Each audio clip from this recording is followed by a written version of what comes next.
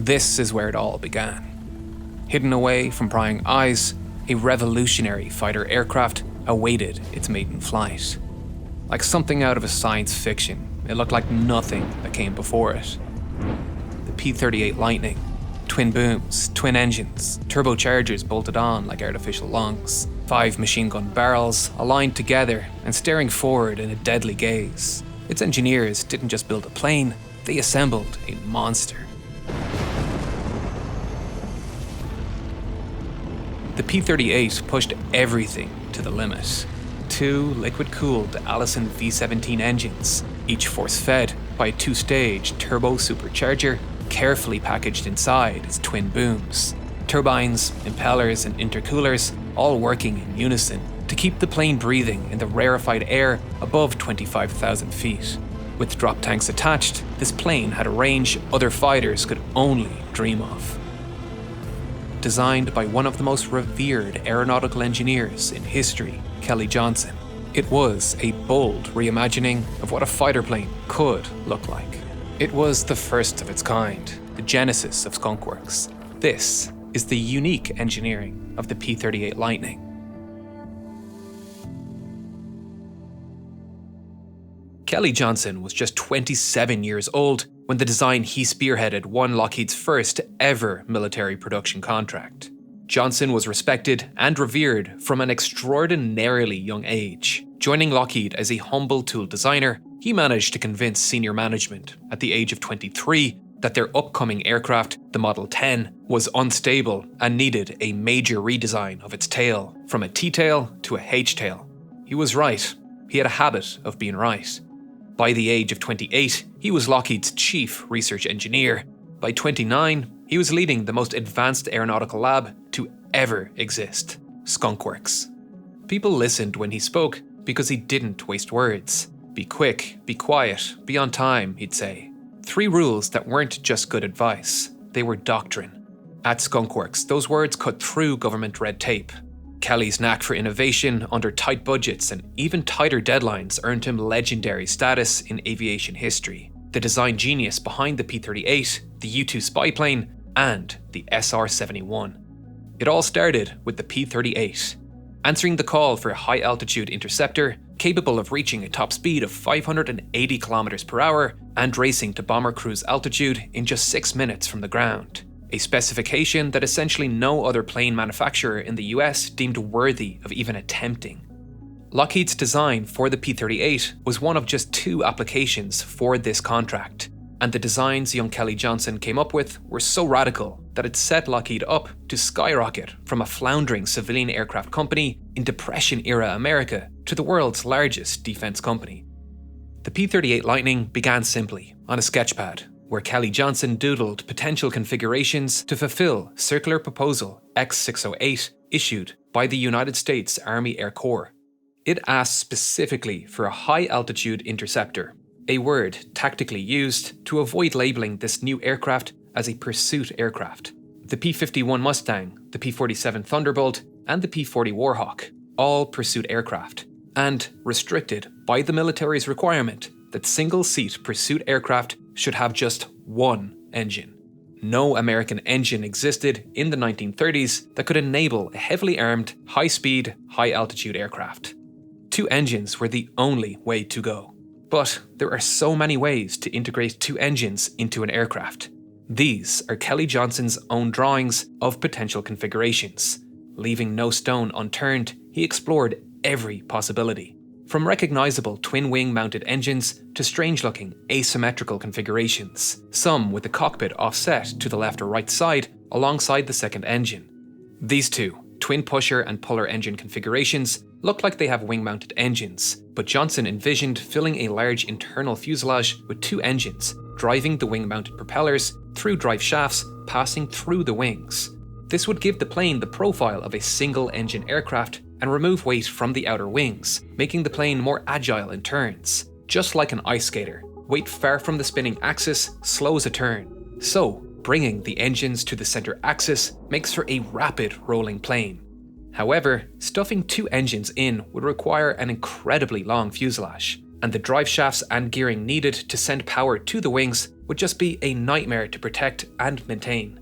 Instead, Kelly Johnson went with what is honestly a pretty unintuitive option: a single fuselage mounted in the center of the wings with no engine, leaving an absolutely outrageous amount of space directly in front of the pilot with no propeller in the way for guns. Lots of guns. The central fuselage was like a ball turret with wings and engines attached to it.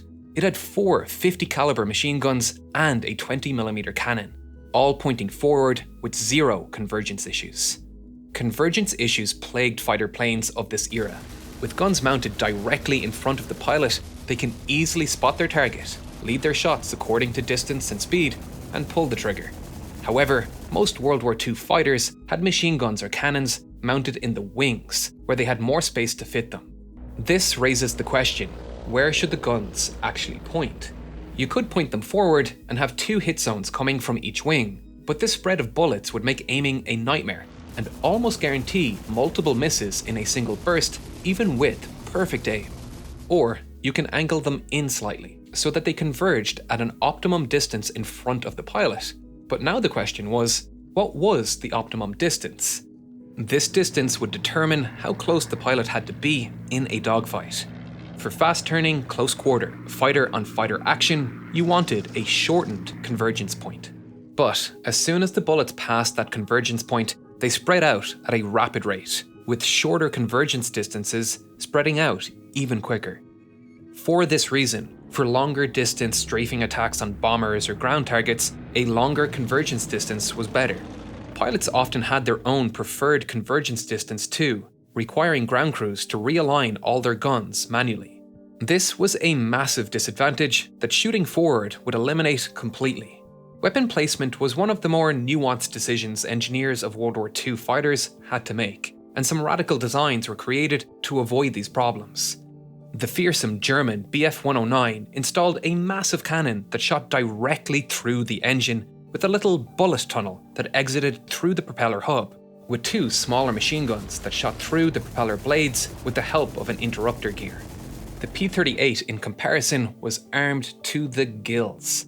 This level of armament was only rivaled by the likes of the P-47 and the FW-190, both of which had to deal with convergence issues. It wasn't until the introduction of the Me-262 in late 1944, the first ever operational jet aircraft, that the P-38 was truly outgunned, but with these troublesome early turbojet engines, certainly not outflown. Engine development was one of the core scientific battles of World War II.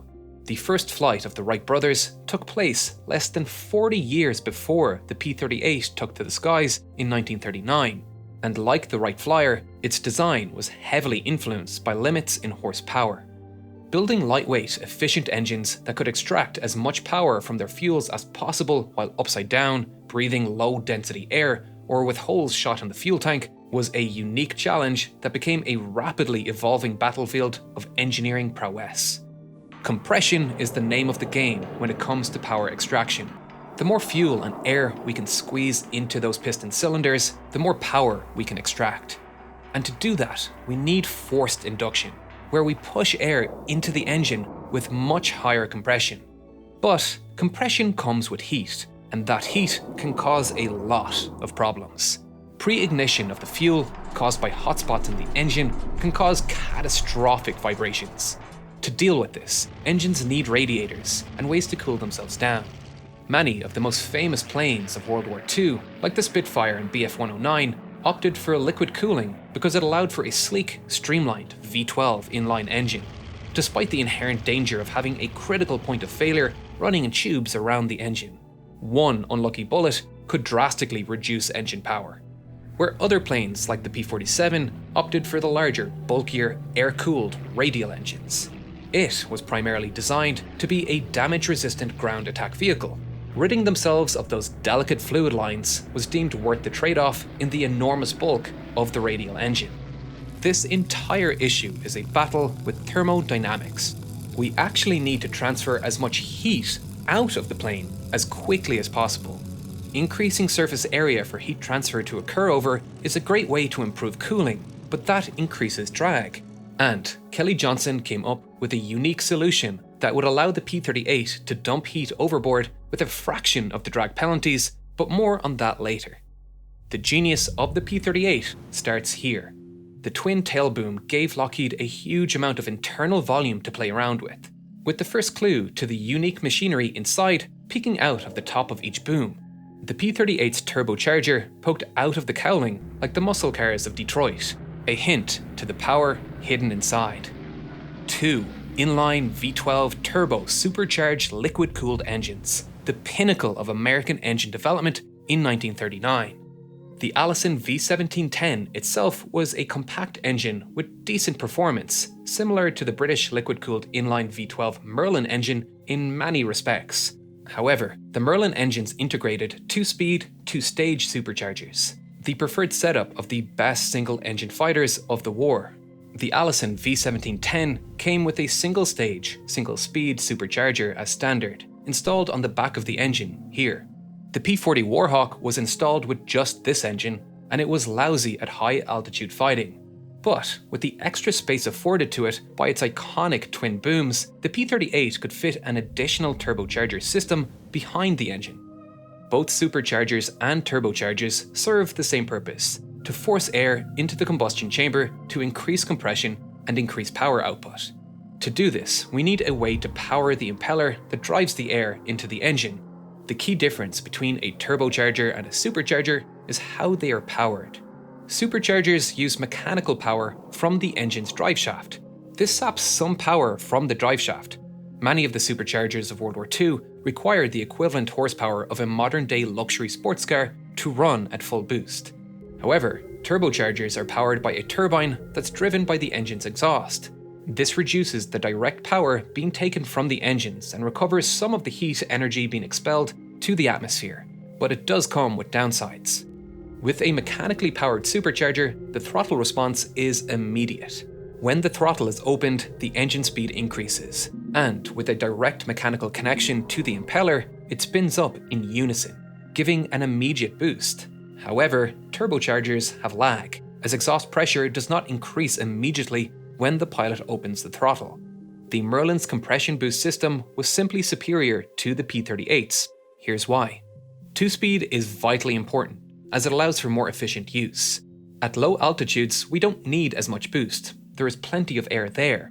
In fact, if we produce too much boost, we could destroy the engine. So, a single-speed supercharger needs to be designed for an optimum altitude where the plane is expected to operate, and it will work less effectively at every other altitude. This is evident from the performance of the P-40 Warhawk. This plots achievable top speed of the aircraft at different altitudes. And here we can clearly see that the V1710 supercharger was optimized for 15,000 feet. However, with a geared 2-speed supercharger, it could have looked like this, allowing the supercharger to increase speed and compression at higher altitude, giving 2 points of optimized performance. This is the performance chart of a Spitfire. To compete, the P-38 came with these B-33 General Electric turbochargers. This increased the engine boost, but nowhere near as effectively as a 2-stage, 2-speed supercharger. This is what the performance chart of the P-38 looked like against the Spitfire. In this scenario, if a P-38 wanted to compete with a Spitfire, it would be in its best interest to do it here, at 20,000 feet, where it had a slight advantage over the Spitfire. The P-38 never managed to compete against advanced single-engine fighters like this, and one of the reasons for that was that innovative cooling method, which was incredible when first introduced, but could not keep up with the rapid development of forced induction throughout the war. Inside the two pods and the wings were a complicated network of tubes designed to manage and cool air before it was forced into the engine. This is the primary inlet. You may think these are the engine air inlets, but these were, in fact, the oil radiator air intakes. Air enters the engine here, with an additional filtered intake in the undercarriage for dirt runway takeoffs. Air first enters the turbocharger unpressurized, but as the plane gains speed on takeoff, ram air pressure builds, increasing compression. While this is happening, the supercharger, mechanically linked to the engine, is working to increase the compression too. All the while, the exhaust outlet pressure is also rising, gradually spinning the turbocharger's turbine up to speed. Pilots could control the speed of the turbo by opening or closing this wastegate that controls the flow of exhaust gases into the turbine. However, at full boost, the engine is going to start experiencing knocking without something to dump that heat overboard quickly enough. This is where the intercooler comes into play. It exchanges heat between this hot compressed air and the cold atmospheric air outside. Most intercoolers rely on prominent air scoops to force air over a large front-facing heat exchanger, but those scoops come at a cost. They create extra drag. Johnson took a different approach. Instead of bolting on a traditional intercooler system, he built it directly into the wing's leading edge. This was a pretty radical design that was taken out of necessity. The P-38 was a big plane, and those two engines added a lot of frontal surface area to create drag. The engine power could counteract that, but Kelly Johnson knew he was going to need to decrease drag wherever possible to keep the P-38 competitive in the air. So, in the leading edge, there is a network of small tubes running the length of the wing where the turbocharged air passes through before entering the supercharger. They are cooled by air entering this small opening, which exits through this hole in the wingtip. It's a strange design, but it had very little drag penalties. However, as engine power increased during the war, it could no longer dump enough heat to keep the engine cool at full power settings. This wasn't just a problem for the P-38.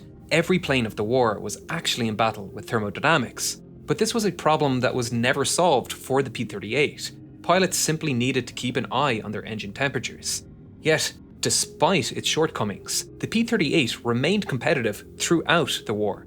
Its capabilities always found a niche in the war zone. The P-38 was one of the first fighters to use a tricycle landing gear, and that made a real difference in the Pacific. Most planes at the time were tail draggers. A tail dragger, like the Spitfire or P-51 Mustang, has two main wheels under the wings and a small wheel or skid at the tail. This setup tips the nose up, which can block the pilot's forward view while on the ground. It also makes takeoff and landing a little bit more tricky, especially on rough surfaces, since it's easier to tip forward and strike the propeller off the ground. The P-38's tricycle landing gear gave the pilots a much clearer forward view of the ground and a much more stable landing experience. This was incredibly useful in the island-hopping war of the Pacific, where pilots were frequently operating from makeshift airstrips scattered across the Pacific, usually just flattened coral or dirt, with minimal support infrastructure. Out here, a broken prop could mean being out of action for quite some time. The P-38 was a rugged plane with a superb range, making it perfect for the island-hopping war of the Pacific theater. No mission exemplifies this more than Operation Vengeance. Operation Vengeance was one of the boldest and most precise missions of World War II, and it only worked because of the unique capabilities of the P-38 Lightning. In April 1943, American codebreakers had intercepted a golden piece of intelligence. Admiral Yamamoto, Japan's top naval strategist and the man behind the attack on Pearl Harbor, was scheduled to fly from Rabaul to an airfield near Bougainville in the Solomon Islands. He was famously punctual, down to the minute, and the Americans saw an opportunity to take him out right as he was landing. The problem was, Yamamoto's flight path took him deep behind enemy lines. This was a 1,600-kilometer trip, far beyond the reach of most fighters of World War II. The only aircraft in the US arsenal with the speed, range, and firepower to even attempt the mission was the P-38 Lightning.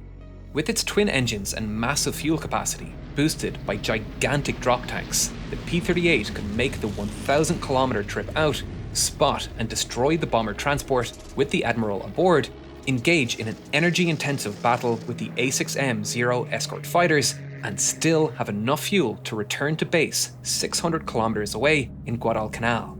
No other Allied fighter could do that. 16 P-38s took part in the raid, with 4 planes acting in the Assassins low-flying group, 2 in front with 2 in reserve behind, with the remainder flying on a time-delayed route in support at high altitude for the expected retaliation from nearby airfields.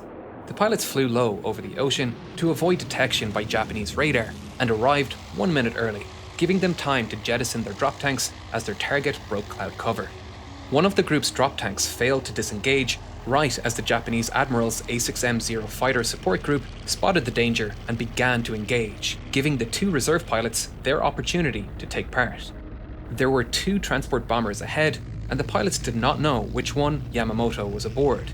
With the danger spotted, time was ticking as the pilots of the transports began their panic descent over the island. The attack group increased power and gained altitude in preparation. Energy is vital in a dogfight. Speed and altitude, kinetic and potential energy. The P-38s were going to be coming against the A6M-0. At this altitude, the Zeros had a maneuverability advantage. A light, single-engined, extremely nippy aircraft. It was not something you wanted on your tail at slow speeds. One of the P-38s reportedly received 104 hits from these Zeros and tanked every single one of them. The P-38 was entirely metal-skinned with self-sealing fuel tanks. It was a sturdy aircraft. The A6M-0, in comparison, was covered in fabric with no self-sealing fuel tanks. One hit could ruin their day if you could get them in your gun sights. American pilot reports of the day claimed down Zeros, but Japanese records have zero mention of any Zeros being lost. However, one thing was for sure: both bomber transports were shot down. Amid the chaos, attribution was unclear, and code-breaking rules were broken as one pilot claimed success over the radio, giving away that the pilots knew the Admiral was aboard, and thus giving away that codes were broken to anyone listening. But the mission was a success. The man responsible for Pearl Harbor was dead, thanks to this plane. The P-38 was far from perfect. Cooling issues were one problem. Another was that it had the lowest critical Mach number of any plane in the war. I must have explained what critical Mach number is at least 50 times on this channel over the last 10 years. It's the speed at which airflow turns supersonic somewhere around the plane. But this was the first time anyone had to battle with it in a dogfight. When diving, the P-38 could break the speed of sound, while the plane itself was only going 70% the speed of sound, all because of the plane's strange design. Its thick wing root and pods created local airflows that exceeded the speed of sound. When this happened, the plane's lift began to shift backwards and pitched the plane down even more. And to make a bad situation worse, the control surfaces also stopped working when this happened. To counteract this, dive flaps were added to the underside of the wings that gave the pilots enough control authority to pull the plane out of the dive. But the low critical Mach number was never fixed. Both of the P-38's biggest issues were a product of their time. The P-38 was just so far ahead of its time that it encountered problems its designers couldn't have possibly predicted. That's what happens when you push the envelope. But despite that, it was an extremely capable plane that stayed competitive throughout the war, despite being designed before the war even started. That's because Kelly Johnson was a visionary, arguably the best plane designer in history, responsible for some of the most iconic planes we've ever laid eyes on. The leader of Skunk Works, the man who won Lockheed their first military contract, before it grew to be the biggest military company in the world. This plane was the beginning of it all, the Model T of fighter aircraft. But not every legacy in science and engineering is so widely respected. Most scientific papers pass quietly through the world, read only by a handful of specialists, nudging human innovation forward one reference at a time.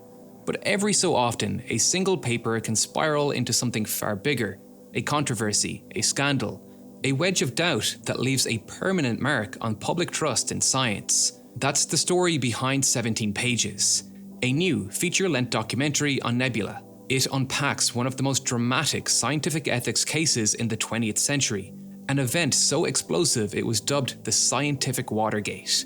What began as a routine co-authored biology paper escalated into a national scandal, with whispers of fraud, political agendas, and a high-stakes investigation that reached the halls of Congress, and even caught the attention of federal agencies. Through never-before-seen interviews, gripping footage, and congressional testimony, 17 Pages explores and reconstructs how bias, media spectacle, and public perception reshaped the fate of the scientists involved. Not just about science, but how truth gets decided when politics and personal reputation are on the line. And it's only available on Nebula. That's where I and a growing group of creators are releasing original, thoughtful, ad-free content that goes deeper than what the algorithm wants. And I love YouTube as much as the next person. It's where I forged my career, and I plan to post here long into the future. But I think we've all seen where the platform's priorities are going. When I search for a video, sometimes only shorts show up. When I look at my homepage, it's getting increasingly cluttered with AI-generated crap, with inaccurate scripts and fake robot voices. I genuinely think platforms that don't police this mass-produced, low-quality content will just become increasingly less useful. When we can't tell what's real from fake, I think the only logical solution is to disengage. And I view Nebula as a sanctuary away from all that noise, both for creators and the audience. Only working with the best creators can take pride in their work because they love their work. Bobby Broccoli is one of the highest quality channels out there, but we've also some of your other favorites like Mustard, Wendover Productions, Neo, Real Science, and dozens more, all making work they actually care about. So, if you want to support creators who still value craft and get access to some of the best documentaries on the internet, head over to nebula.tv/real engineering or click the link in the description or scan the QR code on screen to sign up. You'll get 40% off an annual subscription. That's just $36 for the whole year, and you can even sign up for a lifetime membership if you don't want to deal with yet another streaming platform subscription. Watch 17 Pages now, only on Nebula.